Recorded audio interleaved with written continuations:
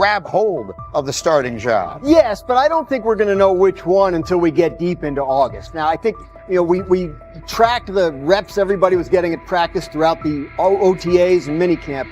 But when you talk to people there, they just want to make sure everybody got what they needed. And that, Kenny Pickett, we find out if he has the goods to be the starter. Joe Flacco, they back him off a little bit. He's 40. He may not need as much. The rookies, Shedeur Sanders and Dylan Gabriel, what do they need to learn to make the transition from the college game to the pro game? That's what the spring was about for the Browns quarterbacks. Now, Shedeur Sanders has moved from social media celebrity to on-field standout, and ESPN now lists him among its first-team candidates. Reactions are split. Some fans are impressed while others are skeptical. Whether this reflects Deion Sanders' long-term strategy or simply Shedeur's rapid development, the story is drawing widespread attention. Here's a look at what led to this moment. They never planned on taking him. The problem is, like Ocho Cinco said, you got somebody that has endeared himself to the locker room. And guess what? The difference between him and Tim Tebow, the biggest one, is he can play. He can throw the ball. Tim Tebow running around being an H-back. He can throw the ball. And he's done everything he needs to do. He ain't saying nothing. He ain't rocking the boat. He ain't mad about the reps. He ain't mad about none of that. All the people out there want to see is this, like Tyvis said earlier. We want to see what he can do with Jerry Jeudy. Online reactions are sharply divided. Some fans strongly support Sanders, while others argue he is overrated. Traditional analysts cite statistics and claim his recognition comes mainly from his father's name. Sanders supporters are actively celebrating his rise and already predicting a future NFL career. Sports media outlets have made his candidacy a central topic of debate. The discussion now extends beyond statistics and victories to include his marketability, public image, and on-field presence. Sorry, is Shedeur Sanders going to get a chance to win this job? Do you believe he gets a legit shot to win this job? Listen, I think, first of all, the action's going to really start in training camp. Like, forget all the OTA stuff. You don't win a job in OTA. The real action starts in training camp. And just like Shedeur said, during the mini camp, when it's time to take your rep, you got to make the most of it. Because I think early on, there's going to be a lot. Remember, Joe Flacco didn't hardly practice in OTAs and mini camps because they were giving the young guys. Right. So when he gets his opportunity, he's going to have to make the most of it. Analysts are closely reviewing game footage to evaluate Sanders' decisions and mechanics, while others examine his social media activity to see how he balances content creation with quarterback duty. Shedeur Sanders' placement on ESPN's early first-team list has taken over the college football conversation. Supporters circulate his highlights and argue that his on-field production and leadership justify the honor. Skeptics claim the recognition relies too heavily on his family name and question whether his resume is strong enough for first-team status. Analysts are rewatching game footage to assess his reads, accuracy, and pocket presence, while others examine how he balances a high-profile social media presence with quarterback responsibilities. The debate has pushed other storylines, such as conference realignment and NIL issues, into the background, leaving fans and commentators focused on Sanders' performance, marketability, and overall impact on the sport. I'll keep saying it.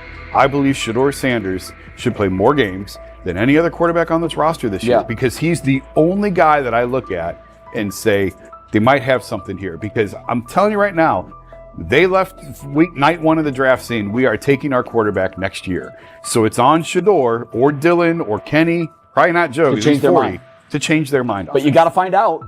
You got to find out. Opinions differ on whether Sanders is benefiting from his family name or simply showing real progress, but the attention is undeniable. Social media is flooded with edited images elevating him to legendary status. Critics argue the first-team nod is driven by hype and marketability, while supporters point to his flashes of strong arm talent, field vision, and decision-making. Regardless of motive, the announcement has dominated the football news cycle and intensified debate over how much of his rise is performance-based versus media-driven.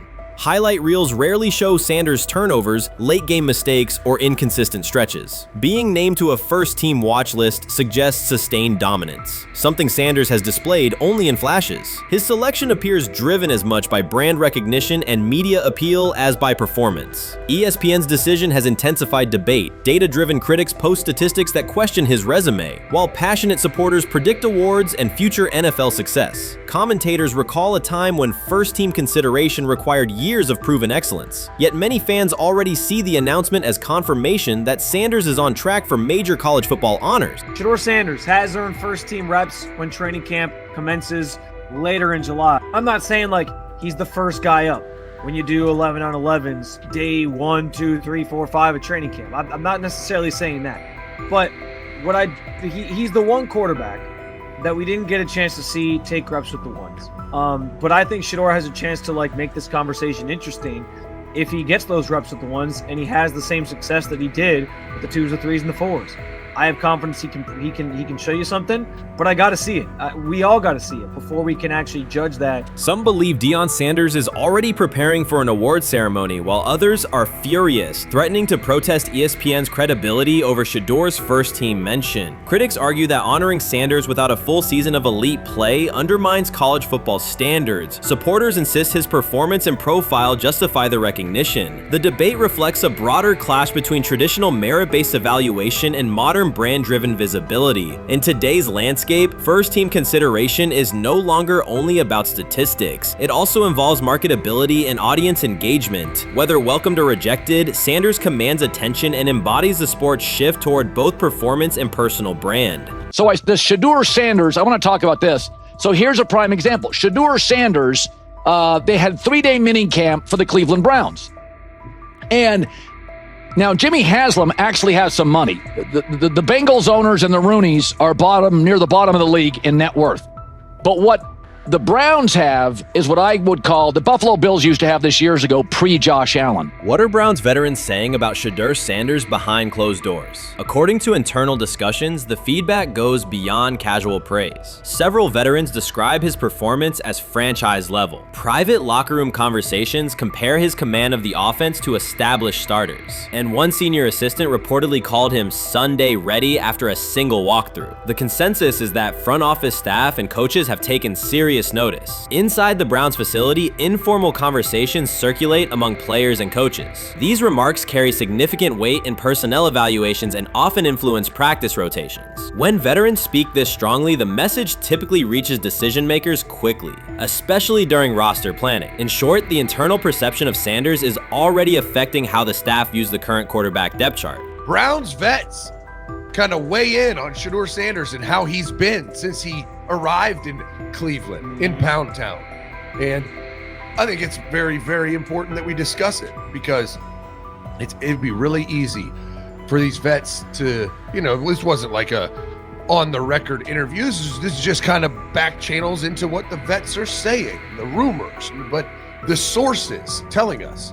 And we have a couple quotes, but Shedeur Sanders, Cleveland Browns, it seems like it's going well. And it's almost like you don't want to talk about it. At the center of the growing internal buzz is Shedeur Sanders, the rookie who entered Berea with late-round expectations but is being discussed privately as a potential long-term starter. This is not a routine camp tale about an extra arm taking practice snaps. Sanders has seasoned teammates, players with playoff mileage, quietly reassessing his ceiling. Observers who overlook these conversations risk missing one of Cleveland's most deliberate personnel moves in years. Sanders is not on the roster because of his surname. The Browns reviewed their quarterback depth, weighed costs, and chose a controlled, development-oriented option they believe can stabilize the position. His presence is already changing practice dynamics. Veterans notice his pocket awareness, adjust routes to his timing, and acknowledge that he processes coverage at an advanced level for a first-year player. Leadership patterns in the huddle feel different. Sanders delivers with precision and composure that challenge defenders to reevaluate their calls. The strategic upside is clear. A 4-year rookie contract offers cap flexibility while other franchises cycle through expensive stopgaps. Coaches and front office staff view Sanders as a calculated investment, not a publicity experiment. Outside chatter still focuses on Joe Flacco's age or Kenny Pickett's development. Inside the facility, however, veterans pause film sessions to dissect Sanders' ball placement and progression speed. Position coaches highlight clips where he works through reads decisively and delivers on time, traits rarely attributed to rookies. Sanders' confidence is measured rather than theatrical. He moves as though the NFL tempo is familiar, and that calm spreads across the roster. Experienced defenders are rechecking the depth chart and asking if the quarterback competition is tighter than publicly acknowledged. Great kid, and whether it's a following that he's earned, I mean, that's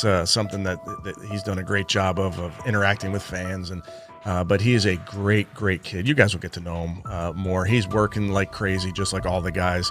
He's another young man. These rookies, my office is downstairs. As they got to walk by my office as they come in. They come in early.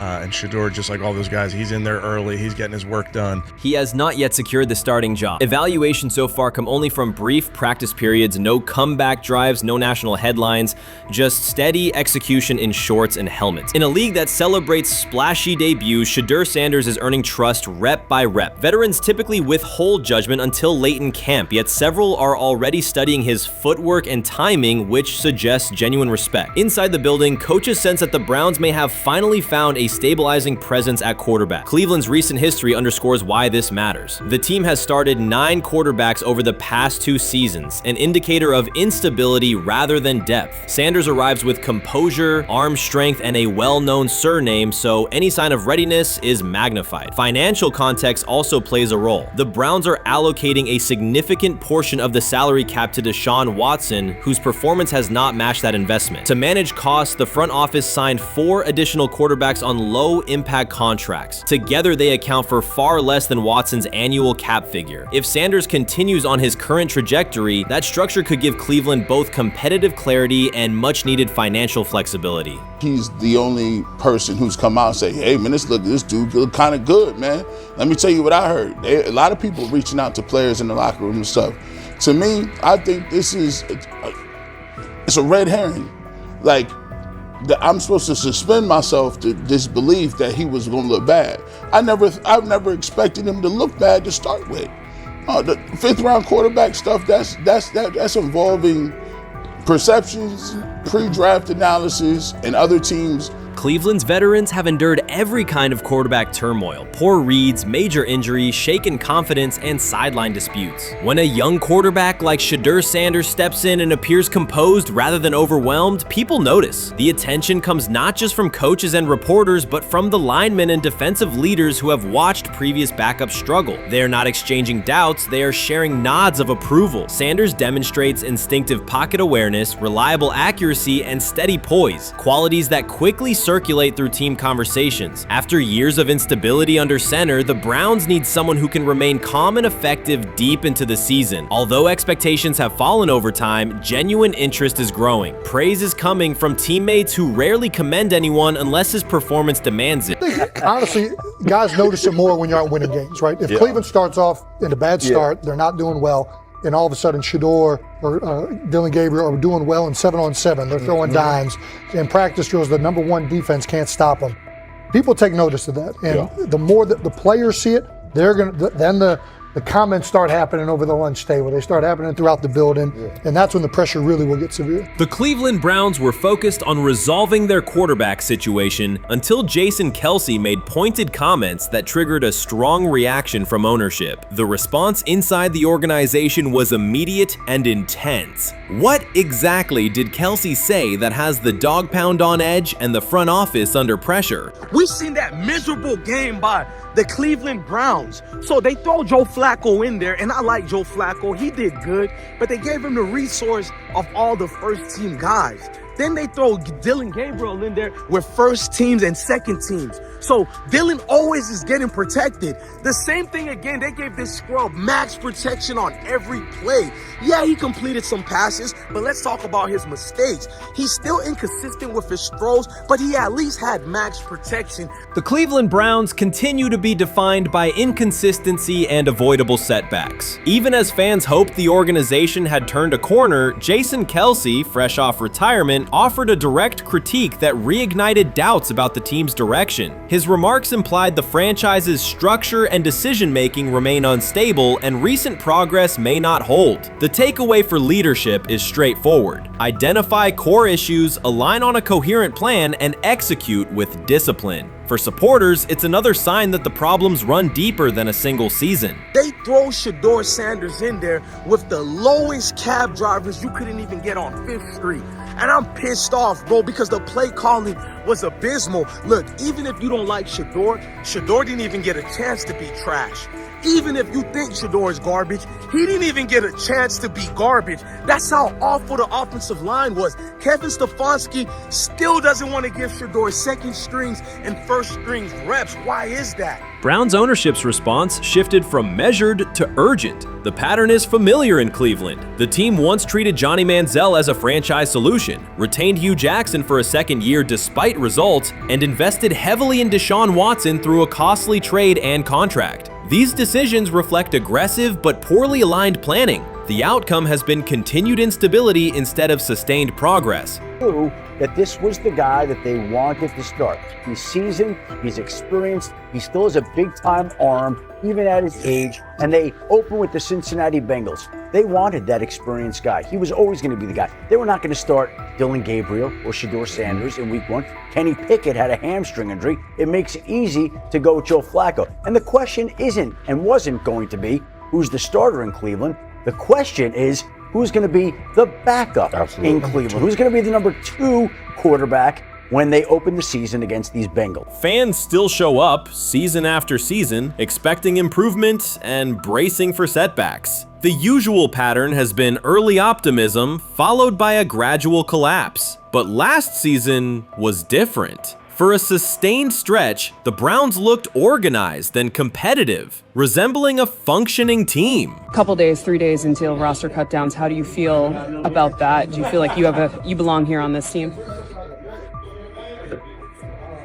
Obviously, I think overall as a player, I feel like I put in the work. I feel like everything I do, I try to do it to my best, and that's all I ask for. So I feel like everybody feels like, they should be on the team, and if you ask anybody on the team, would they feel like they belong, in their own eyes. So I feel like I do, but I'm my own player, I think about myself in a high regard. The front office entered the offseason confident. Kevin Stefanski was being praised, and the Dog Pound believed the team had made real progress. Then Jason Kelce delivered a pointed assessment that cut through the optimism. Fresh into retirement, the former Eagles All-Pro and Super Bowl champion said Cleveland still looks like a team patching over issues rather than building a durable contender. Kelce's view was direct. The Browns' structure is fragile, and the roster is too dependent on perfect health at quarterback. He argued the team is one injury away from losing continuity and sliding backward. Because Kelce has operated inside a stable, championship-level organization, his comments carried weight with players, media, and fans. The reaction was immediate. People took his critique seriously, not as outside noise, but as an informed evaluation of how a successful team should be built. Ownership also felt the impact. Jimmy Haslam's response shifted to urgency, a sign that leadership recognizes the stakes. The criticism arrives in the context of prior high-risk decisions, especially the fully guaranteed $230 million commitment tied to Deshaun Watson. Watson has missed time and shown inconsistency when available, and the contract has constrained flexibility. Kelce's remarks highlight why depth, alignment between the front office and coaching staff, and a clear contingency plan at quarterback are non-negotiable. The takeaway is straightforward. Cleveland must convert last season's progress into a stable framework, protect the quarterback, deepen critical positions, and establish a plan that survives injuries and short-term setbacks. Without that, the games that fueled optimism will remain temporary. If you're a betting man, who do you think starts for the Browns at quarterback? Okay, this is the situation. Kenny Pickett, they actually traded for him. Joe Flacco, no one's bringing Joe Flacco in the building thinking Joe Flacco's going to be the starter. If Joe Flacco is your starter, you got a problem. You have a huge problem. And if they were saying Shedeur was the starter as the 5th rounder, you got a real problem too, because he passed over all these guys in these reps in the offseason in shorts, in bikini shorts, Speedos and stuff. No. That kind of stuff. So I'm not that surprised. When you put down a 3rd round pick on a quarterback, you do believe he has a certain skill set. Jason Kelce stated the obvious. Cleveland committed to a quarterback who hasn't played at an elite level in years, and Joe Flacco's playoff run didn't change the long-term outlook. Ownership appeared more upset that the criticism was public than by the substance of the critique. Many fans agreed. They've seen this pattern before. Rosters age, injuries are inevitable, and when a single contract dominates the cap, one setback at quarterback can undermine the entire season. Kelsey's broader point was about structure. The Browns prioritized the high-cost, uncertain starter over depth and contingency. The late-season surge masked issues that remain: limited cap flexibility, thin depth at key positions, and an offense that lacks a credible plan B. Fans recognize how quickly a strong defense can decline with injuries, and how an offense without redundancy stalls. The AFC North raises the stakes. Baltimore with Lamar Jackson sustains a top standard. Cincinnati with Joe Burrow returns to contention when healthy. Pittsburgh rarely slips below .500 under Mike Tomlin and wins with defense and consistency. In that environment, Cleveland can't rely on perfect health or peak form from one player. The path forward is clear. Diversify cap allocation, reinforce the offensive line and receiver depth, carry a legitimate backup plan at quarterback, and install a scheme that functions regardless of who is under center. Given what we saw yesterday with Shedeur Sanders, somebody on the Cleveland Browns is 100% getting fired, probably by the end of this year. The person who's probably going to end up getting fired is Kevin Stefanski, because I know that he didn't want Shedeur Sanders on the team. It was Andrew Berry who made that pick. You can't really go against your GM. Bad things happen in this situation. But Shedeur Sanders is not without fault for what we saw yesterday. This is the play that we saw yesterday that has the internet just exploding, where Shedeur Sanders took like a 24-yard sack. Half of the internet is saying that this is all Kevin Stefanski's fault. Cleveland showed progress last season, but the underlying concerns remain. Jason Kelce highlighted them directly. The Browns' long-term plan is fragile, cap-constrained, and overly dependent on perfect health at quarterback. His comments focused attention on structural issues, roster depth, continuity in coaching, and a sustainable offensive approach, rather than a single hot streak. That criticism resonated because it reflected what many around the league already see. Ownership's reaction underscored the sensitivity. Jimmy Haslam has presided over frequent coaching and quarterback changes, and external scrutiny carries weight when it comes from a respected veteran with championship experience. Kelce's remarks reinforce that last year's Joe Flacco stretch was a short-term solution, not a foundation. The team still needs a durable plan that can withstand injuries and inconsistency. The practical takeaway is clear: stabilize the system, diversify cap usage, and build depth at key positions so the offense functions regardless of who is under center. That includes a coherent development pathway for younger talent such as Shedeur Sanders, with defined practice reps, protection, and scheme alignment. Kelce didn't say anything outrageous. He articulated the gap between a brief surge and a credible long-term contender. I have the faith of a mustard seed. Right, because this is the greatest resurrection since Jesus the Christ. Right, like at some point, Joe Flacco was thinking about getting into TV. Yeah. Right, Joe Flacco didn't have a job, and then now you not only come back and start for the Cleveland Browns late in the 2023 season, but they came back around to you, and you're now the day one starter for a franchise that just 2 years ago was in the playoffs. The Browns' quarterback situation remains unsettled. Deshaun Watson was expected to be the long-term answer, but injuries and inconsistent play have prevented him from reaching an elite level. When the team turned to Joe Flacco after Watson's season deteriorated, Flacco immediately lifted the offense and produced results that highlighted the gap between expectations and reality. That a 39-year-old late addition could outperform a $230 million starter was not just a short-term surprise, it raised fundamental questions about roster construction and evaluation. Quarterback depth has been fragile, and the late-season surge masked broader structural problems. Jason Kelce's remarks made that clear. Cleveland is vulnerable if the starter is unavailable, cap flexibility is limited, and the offensive plan lacks a stable contingency. His critique drew attention to leadership and planning as much as on-field performance. Jimmy Haslam's strong reaction reflects the pressure on ownership. The organization has promoted a message of stability and progress, but Kelce's assessment suggested those gains are not yet durable. The path forward requires a realistic approach to the cap, a credible backup plan at quarterback, and a system that holds up regardless of personnel. So before your final year at Miami, there's a lot of conversations revolved around Shedeur Sanders.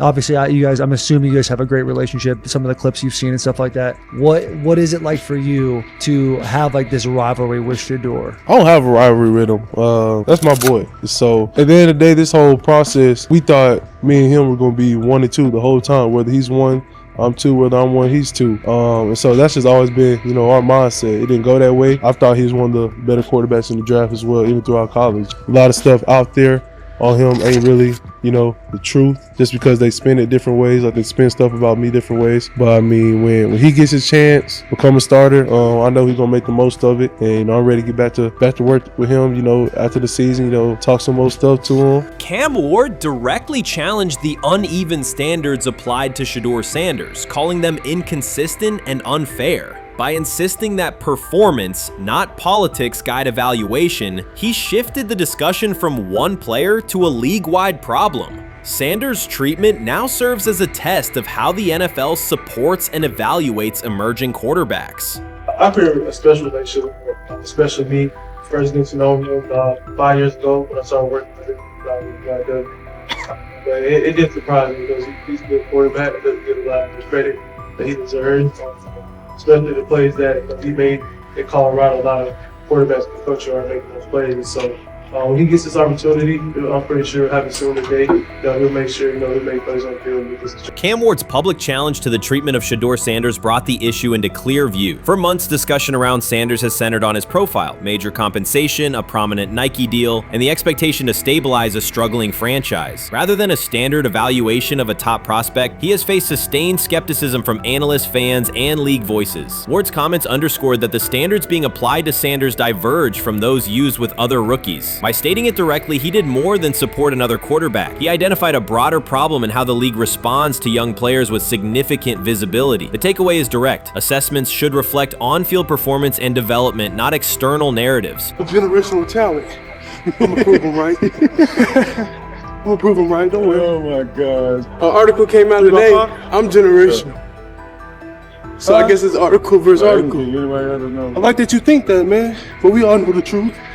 What? Trav gonna be first? You generational, I'm legendary. That's cool. We can be legendary. Legendary get their ass. We'll start doing it like 5 minutes. Shedeur Sanders entered the league with more than a playbook. He brought a public brand, a family legacy, and expectations unusual for a first-year quarterback. Before his first regular season throw, he was already positioned at the center of attention. Rather than assess him on that reality and his on-field ability, many voices reduced him to marketing, treating visibility as proof of hype instead of performance. Cam Ward pushed back on that framing. His point was simple: judge Sanders by the same criteria applied to other rookies. With Sanders' resume, production, leadership, and composure, most first-year quarterbacks would be discussed as long-term cornerstones. The evaluation should be consistent, focused on development and results, not perception. This is the process with Shedeur, who I know is a buddy of yours, and how do you think both of you guys will end up doing that? I think we'll both end up being one of the best quarterbacks in the league. I just think the work that me and him are willing to put in, the relationship we have to constantly compete each and every day to, better our craft, for ourselves. I just think it's going to end up paying off for us in the long run. Do you guys kid each other about who's going first and how much does that matter to you? Yeah, we play around, we joke around with it. It really don't mean nothing. Draft pick will never mean anything. At the end of the day, you got to show whether you can prove each and every Sunday. You can't just do it 1 year. Disrespect shows up in two patterns. First, Shedeur Sanders is repeatedly framed through his father, Deion Sanders, as if lineage erases his own work. Discussion drifts to pedigree instead of what the film shows. Second, his visibility is treated with suspicion. His audience reach, partnerships, and ability to lift ratings are labeled hype rather than recognized as value. Instead of acknowledging that he drives demand and expands the stage for his team, critics call it an unfair edge. The result is a skewed evaluation. Star power is held against him while on-field production gets pushed aside. The standard should be consistent. Assess the tape and the development, not the last name or the attention it brings. Well, Ward were microfacts. Cam Ward's remarks went beyond defending Shedeur Sanders. They confronted how the league manages star power. The reality is simple. The NFL markets visibility, but resists it when a player doesn't follow the expected script. Rookies are supposed to be quiet, deferential, and grateful for limited leverage. Sanders arrived with leverage, brand reach, major endorsements, and confidence. And that presence was recast as entitlement. Instead of treating those factors as earned advantages, much of the commentary used them to diminish him. Ward called out that contradiction. The same influence the league sells to audiences is criticized when a young player exercises it. His point is a standards problem, not a personality dispute. Evaluate Sanders on his preparation, leadership, and results. Don't penalize him for having a platform or for using the leverage that the modern NFL itself helps create. Now it sounds like the Cleveland Browns are going to all but imprison Shedeur Sanders in the football sense of a very talented rookie quarterback who obviously needs reps, needs an opportunity, and who now, barring some miraculous luck, will not get the opportunity to play in a single real game. I'm sure many around the NFL are celebrating as we speak. They are chuckling about this. Many in the NFL wanted to teach Shedeur and his daddy. Cleveland became the center of the conversation. With Shedeur Sanders attached to a major Nike partnership, the expectation was straightforward. He should be given real game reps. The Browns instead leaned on Joe Flacco as the default choice, treating stability as the safer path while sidelining a quarterback with clear cultural and commercial pull. Each week Sanders didn't see the field, scrutiny grew. Commentary questioned the value of his contract environment and relevance, and fan debate shifted from development to doubt. That wasn't measured evaluation. It was a delay framed as prudence that eroded confidence in the process. Cam Ward reset the terms of the debate. He pointed to an uneven standard. When veterans or other young players secure significant endorsements, it's considered smart business. When Sanders does it at scale, it's recast as ego or hype. Even the scope of his off-field agreements became ammunition against him rather than evidence of market demand. Ward's position is simple. Use one standard. Assess Sanders on preparation, decision-making, and progression, not on discomfort with his platform. Treat visibility as an asset, not a disqualifier. The issue isn't attitude or branding, it's the consistency of the evaluation. Ward called it directly. The treatment has been unequal, and it should be corrected by aligning opportunity with performance criteria. Fans need to recognize there's not a team in the league he'd start for. Not one. That's not ridiculous, that's not unfair, that's not a vast conspiracy. Shedeur Sanders fans are Angel Reese fans. They're just fair weather fans who don't really give a fuck about the sport. Most of them are just Dion fucking groupies that followed him when he went to fucking Colorado, just like Angel Reese's fans had never watched basketball prior to her playing at LSU, and they followed her to the WNBA and don't know shit about the sport. That's it. Now Dion fucking groupies are running around acting like, oh, this is payback to his dad. The timing is pivotal. Shedeur Sanders isn't trying to blend into the league's background. He's shaping the agenda. He drives debate segments, fuels short-form highlights, and moves merchandise at a pace most rookies never approach. By the metrics that define modern attention, he is the draw. Yet, a segment of observers continues to undercut him, not because of shortcomings on tape, but because of discomfort with how prominent he already is. Cam Ward put words to what many could see. Coverage around Sanders has been filtered through reaction to his visibility, rather than a clear read of his performance and growth. The market has already weighed in. Demand is real, not manufactured. Nike's record-level rookie endorsement aligned with that reality, signaling long-term value and cultural reach. This exposes a core contradiction.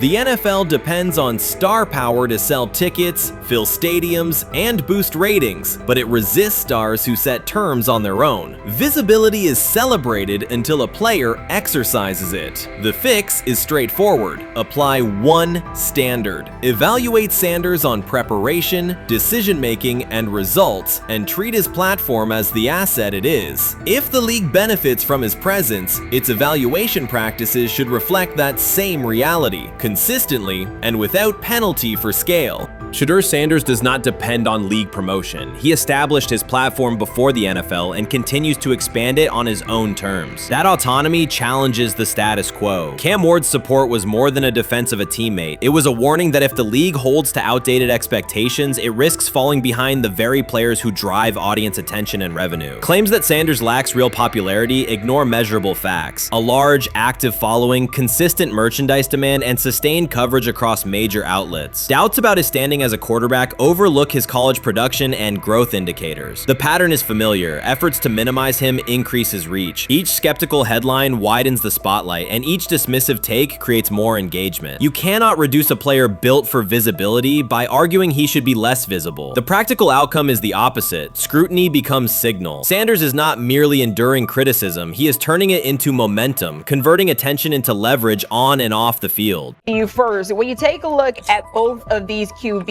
who had the most impressive start so far in the preseason? Well, to me, it was Shedeur. I didn't see any interceptions when he was out there. Did you see anything like that? I mean, don't get me wrong. I don't think Dillon Gabriel did a bad job. I was impressed with the brother, but I'm going to go with Shedeur. You know, the pressure was on him. The spotlight was on him. Stephen A. Smith didn't just call out Dillon Gabriel. He held him accountable and made him rethink his comments. The moment Dillon Gabriel spoke and went after Shedeur Sanders, it wasn't a minor slip. He crossed the line and stepped directly into Stephen A. Smith's wheelhouse. And Smith answered with a clear, direct response that left no room for misinterpretation. The comparisons were emanating from the media more so than anybody else. And that's what I think, that's exactly who I think he was directing his comments towards. Having said that, Dillon Gabriel, respectfully, it was stupid. A very dumb comment to make. First of all, let me tell you something right now. In every walk of life, far beyond the parameters of a football field. This wasn't casual sports commentary, it was a decisive critique. Dillon Gabriel's comments were taken apart by Stephen A. Smith with clear, direct points. Gabriel, a quarterback with solid stats but limited top-level achievements, chose to take a public shot at Shedeur Sanders. Shedeur, who has handled sustained media scrutiny and on-field expectations, became the target of an unnecessary criticism. Smith responded by challenging Gabriel's standing to make that claim, and by defending Sanders on the facts. The outcome was clear. Gabriel overreached, and Sanders didn't deserve the hit. Dan Orlovsky would sit up here in comparison to Shedeur Sanders, who did no such thing, and say, hey, thought he looked better. I got to give him the edge here. I thought it wasn't bad. A pick six and a fumble, and we can get over fumbles. Have you heard anybody say that? I know it's possible. Have you ever heard anybody say, we get over? Stephen A. Smith responded immediately. As soon as Dillon Gabriel made his comments about Shedeur Sanders, Smith delivered a clear, point-by-point critique that drew national attention across the NCAA media cycle. Dillon Gabriel has a reputation as a good quarterback, not a dominant one. He can post strong numbers against opponents like Tulsa, but his performance has been inconsistent when the stakes and competition rise to playoff level. Well, those who produce get treated differently than those who don't. What he said echoes the mentality of all of America practically, and most certainly the world, as we see things being globalized more and more every day. It was a stupid, idiotic, immature comment, because clearly you were feeling the heat because a lot of people was talking about how Shedeur should be QB. Dillon Gabriel is a capable quarterback, but not a standout. Even so, he chose to talk down to Shedeur Sanders, a quarterback who has navigated constant scrutiny and pressure and still represents the future of a program that was struggling before he arrived. The comparison was weak. The criticism was unnecessary. Stephen A. Smith recognized that and dismantled Gabriel's argument with a clear, direct response. How the Browns react to this, how the locker room reacts to this, how Shedeur reacts to this, because it was a clear shot at Shedeur. But let's say Dillon Gabriel was talking about the media. How could you be a brand new quarterback in the NFL and the first time you get behind a mic after your first game, you throw the media under the bus? That's out of arrogance. Stephen A. Smith excels in moments like this. When Dillon Gabriel made his remarks about Shedeur Sanders, Smith responded with a focused, direct critique. He questioned Gabriel's standing to make that claim, noting that Gabriel has transferred between programs and has not been a Heisman finalist. Without theatrics, Smith laid out why Gabriel's resume doesn't justify taking public shots at Sanders. Smith's point was clear. Targeting Shedeur Sanders, a quarterback central to his program's future and consistently under intense scrutiny, was misplaced. Gabriel's criticism lacked the substance to support it, and Smith methodically showed why. Today on his 42nd I want you to be meaner birthday. That's number one. Number two, after the game, the Browns head coach Kevin Stefanski said there was a mix-up in the routes and that players were in the area that they shouldn't have been. Look at Stephen A's face. Look at Stephen A's face. Look at his face.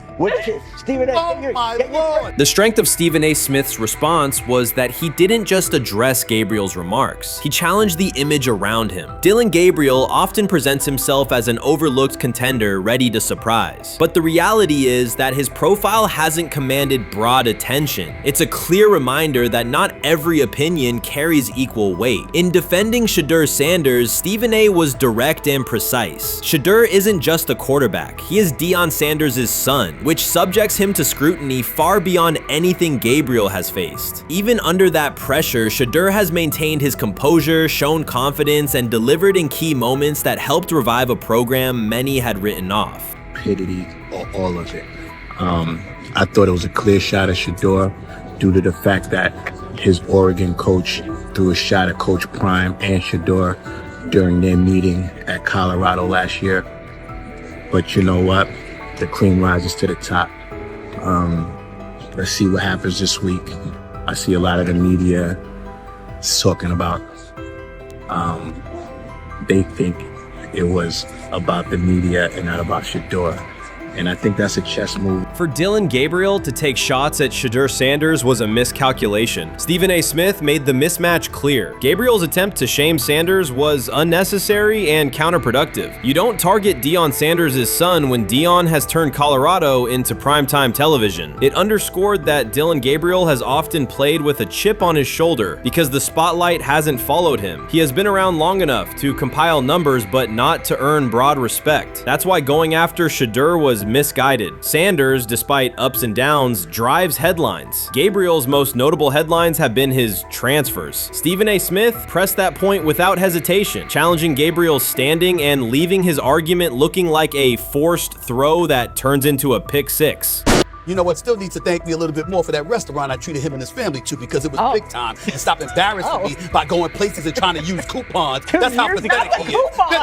The point is that a pick six and a fumble is usually considered a bad day. Stephen A. Smith didn't need to raise his voice to make the point. He presented Dillon Gabriel as a player whose talk outpaces his resume and defended Shedeur Sanders with clear comparisons. That's why he called Gabriel out so directly. The comparison wasn't just unfair, it was forced. Now look at Gabriel's record. The numbers are solid and he can win against average defenses, but the resume lacks defining markers. There's no sustained Heisman contention, no late season surge that reshaped the national picture, and no postseason moment that cements a legacy. The track record reflects steady production, not top-tier impact. That's the gap Smith underscored. Gabriel's criticism of Shedeur Sanders wasn't supported by what he has accomplished, while Sanders continues to carry a program under constant scrutiny. Let's see some of them step up and make some plays out there. Ain't no way. Gabriel Ain't no way. He's not built like that. No way. And this one is picked off and going back the other way. Oh my God, why did he stop playing? Now it's a foot race. And that is that. They told me bust out my AP, perfect timing. H-time, we about to get legendary. Shedeur start the next game, baby. Shout out Dillon though, you know what I'm saying? Bro, I love you, my heart. What am I bigger than cheese, bro? You know what I'm saying? But Shedeur got it. Shedeur Sanders is a national brand who draws viewers for both performance and result. Dillon Gabriel's attempt to diminish him read as resentment. And Stephen A. Smith called out the insecurity and lack of awareness directly. Colorado under Deion Sanders is prime time and Shedeur sits at the center of that spotlight. If Gabriel expected the sports world to agree while he took a shot at Shedeur, he misread the moment. Smith dismantled the argument and questioned the credibility behind it. Gabriel will move on. on. He'll keep playing, give interviews, and have fans, but this exchange will trail his media profile as a reminder of a misstep. It's a clear example of a resume that doesn't justify taking public aim at a quarterback carrying that level of scrutiny and responsibility. For the Cleveland Browns preseason game today is that the way that some white folks watched Shedeur Sanders last week is the way that some black folks were watching Dillon Gabriel today.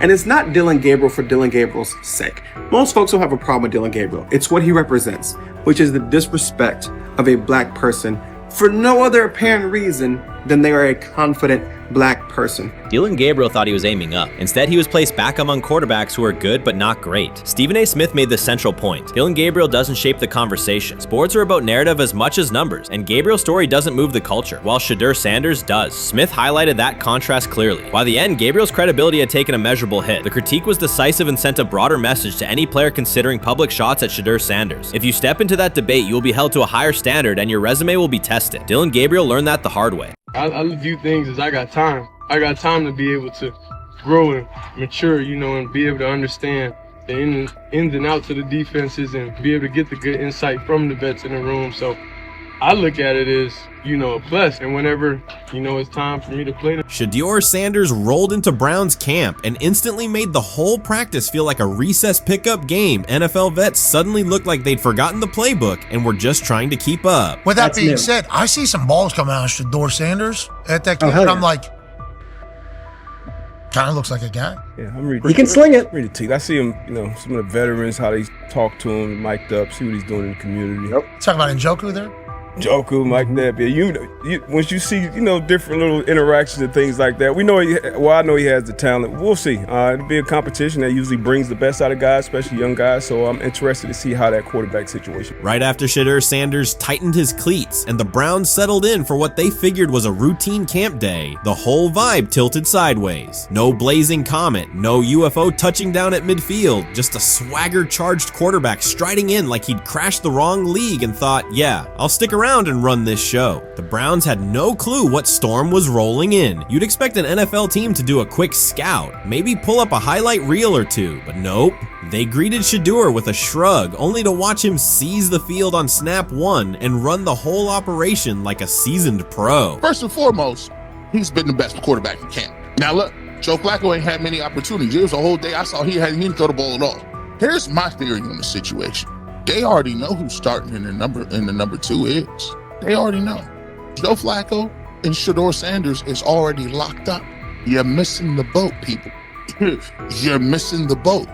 Your boy, Kenny Pickett and Dillon Gabriel, oh, they're fighting. Shedeur didn't merely clock in, he hijacked the session. One moment he's loosening his arm, the next he's roasting veteran QBs like faded names on busted draft boards. Defensive coordinators everywhere had the same gut punch reaction. Uh-oh. His pocket poise? Straight disrespectful. His timing? Psychic. And every pass left his hand like it was laser guided to its mark. While Shedeur Sanders was slicing up routes, the Browns secondary looked less like an NFL backfield and more like a gaggle of dads sprinting through a Saturday fun run. Big on enthusiasm, short on closing speed. Coaches fought the urge to slam the emergency horn. Players traded wide-eyed, "Are we serious?" stares, and someone even double-checked that a hidden camera crew wasn't about to pop out of the tunnel. But nope, this was pure Shedeur. Half cold-blooded surgeon, half highlight factory. He wasn't dropping a casual "I'm here," he was crafting a masterclass. From the first rep, the tempo changed. Shedeur Sanders accepted the snap with steady footwork, diagnosed the Browns' single high shell, and delivered a tight window seam route that forced the free safety to recover late. Throughout the period, he manipulated leverage with quick shoulder fakes, moved through full field progressions, and released on time from a balanced base, consistently putting the ball on his receiver's upfield shoulder. Cleveland's coverage struggled on multiple fronts. Safeties hesitated between deep half responsibilities and underneath support, creating voids at 15 to 20 yards. Cornerbacks and off-man were caught in trail position when Sanders used rhythm throws on 3-step drops, while those who tried press technique had their inside hand neutralized by his receivers' outside releases. Linebackers widened to match shallow crossers, leaving the middle hook unguarded for pivot routes and option digs. One corner attempted a line of scrimmage jam. Sanders immediately immediately adjusted the route to a back shoulder fade, releasing the ball before the break and rendering the press ineffective. Over the session, he showcased pocket discipline, reclimbing to maintain throwing lanes rather than drifting, and finished with a series of anticipatory throws against cover 2 cloud, fitting vertical outs between the flat and deep half defenders. Sanders' combination of rapid post-snap processing, precise ball placement, and pocket efficiency exposed coverage mismatches at every level and highlighted communication gaps in the Browns secondary. By mid-session, the Browns defensive staff clearly recognized their calls were outmatched. Every adjustment, a roll to cover 6, a simulated pressure, a late rotate to 2 high, was neutralized once Shedeur Sanders confirmed the post-snap picture. Routes that had taken weeks to script were beaten by timing and location. Comeback set at 12 yards broke open before the corner's transition. Slot seam outs dotted the void between the flat and deep half defender, and boundary receivers beat press with quick hand techniques, receiving the ball before the trail man could recover. Sanders' command was methodical. He used cadence to freeze plug blitzes, re-ID'd the mic when linebackers sugared the A-gaps, and maintained a firm base so he could reset and fire without resetting his feet. His receivers benefited from that rhythm. Top of the stem, eyes back, ball delivered on their upfield shoulder, allowing immediate transition to YAC. The Browns front tried a late stunt to compress the pocket. Sanders climbed 2 steps, re-spotted the shallow crosser, and delivered in stride, turning a potential sack into a 20-yard gain. What stood out most was how little ramp-up Sanders needed. From his first series, he processed full field concepts at tempo, cycling through progression reads without hitching. The poise under interior pressure, consistency in ball placement, and ability to manipulate zone defenders left the Browns' coordinated disguise packages ineffective and forced them into static coverage by the end of the period.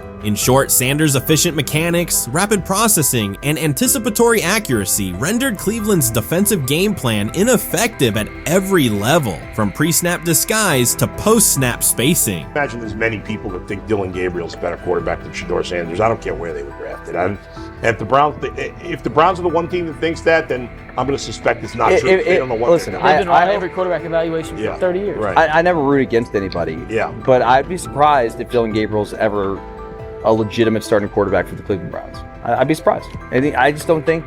Well, then it is a wasted pick because you took him in the top 100. Yeah, but potentially. Yeah. May get away with it because of Shedeur. An edge rusher chirped at Shedeur Sanders between snaps, hoping to shake his rhythm. On the very next play, Sanders answered with a 30-yard laser, a deep dig from the boundary side that split the single high safety and the trailing corner. He hit the top of a 5-step drop, kept a firm base, and delivered on time to the receiver's outside shoulder, turning what should have been a routine rep into a sudden change explosive. From that moment on, every coverage wrinkle the Browns tried, rotating from cover 3 to quarter half, flashing a Tampa 2 shell, mugging both A-gaps, was met with a precise counter. When corners pressed, Sanders adjusted the route to a back shoulder fade. When safeties widened, he checked to a glance post. When linebackers bailed, he found the running back on a delayed option out of the backfield. Even late simulated pressures couldn't move him off his spot. He simply climbed, reset his feet, and fired. As Cleveland's defenders rotated through checks, Sanders manipulated them with cadence and eye discipline. He froze weak side safeties long enough to create intermediate windows, then feathered the ball into those lanes before help could arrive. When the Browns finally dropped 7 and matched every route, Sanders tucked the ball and converted 2 separate 3rd and 6 situations on the ground, reminding everyone that his mobility is as calculated as his arm. By the end of the session, the defensive coordinator's call sheet looked obsolete. Sanders had neutralized blitz looks, exposed spacing issues in zone, and forced the unit into static base coverage just to survive the period. It wasn't a camp drill anymore. It was a clinic on timing, processing speed, and controlled aggression, delivered snap after snap by a quarterback who never needed a warm-up lap to own the field. They never planned on taking him. The problem is, like Ocho Cinco said, you got somebody that has endeared himself to the locker room. And guess what? The difference between him and Tim Tebow, the biggest one, is he can play. He can throw the ball. Tim Tebow running around being an H-back. He can throw the ball. And he's done everything he needs to do. He ain't saying nothing. He ain't rocking the boat. He ain't mad about the reps. He ain't mad about none of that. All the people out there want to see is this, like Tyler said earlier. We want to see what he can do with Jerry Jeudy. That's it. I want to see what he can do with David Njoku. I want to see him with Junkins. I want to see him with the first running backs. If you are cooking, if you are beating down the doors with the 3s and 4s, guess what? You deserve more. From the first team period on, Cleveland's secondary looked a step slow. A deep third safety hesitated on a post-snap rotation, leaving Shedeur Sanders free to climb the pocket and fire a 22-yard out that arrived before the defender could plant and drive. The supporting cast around him, players fighting for roster spots, not Pro Bowl invites, benefited from his command. Sanders used tempo to control the defensive front, altered protections at the line, and located throwing lanes so quickly that one receiver didn't register the catch until he crossed the goal line. As the Browns tried new personnel groups, coverage busts multiplied. Starters slipped out for hamstring stretches while rookies rotated in, only to find the ball arriving on their blind side before they'd completed a midpoint squeeze. On a later 3rd and long, Cleveland finally closed the interior rush lanes, compressing the pocket with 3 defenders. Sanders pivoted through the traffic, stepped into a narrow escape window, and, without resetting his shoulders, whipped a no-look pass to the boundary curl for a fresh set of downs. The throw turned a potential sack into an explosive play and left the coaching staff scrambling for answers. The people who are fascinated by Shedeur for whatever reason, whether it's his play, I guess, last year was kind of fun. If you're just like a guy who grew up like loving Deion Sanders and passed that love on down to your kids, I can see why you're like that. The one thing I will give them is you're looking at this quarterback room. If you're a fan of Shedeur and say, why can't he go beat Dylan Gabriel or Joe Flacco or Kenny Pickett? So I do understand that part of it, right? Because why not? Why couldn't he be the Brown starter in October or November? That looks like a quarterback room where everyone will get a chance to start.